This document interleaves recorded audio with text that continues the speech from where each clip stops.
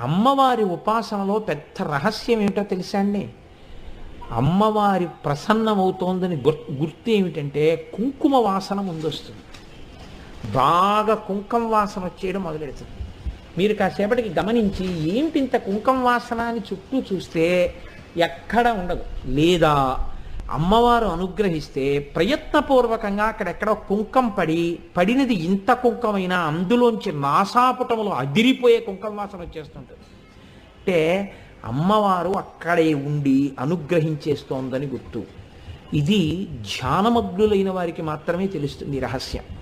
కాబట్టి అమ్మవారి అనుగ్రహం ఒకటి లోకంలో మీరు బాగా జ్ఞాపకం పెట్టుకోండి, హనుమ యొక్క అనుగ్రహం ఒకటి. ఈ రెండు చాలా తొందరగా వచ్చేస్తాయండి, చాలా తొందరగా కనపడతాయి. ఎక్కువ సమయం పట్టదు, చాలా తొందరగా అమ్మవారు అనుగ్రహించేస్తుంది. తల్లే అమ్మ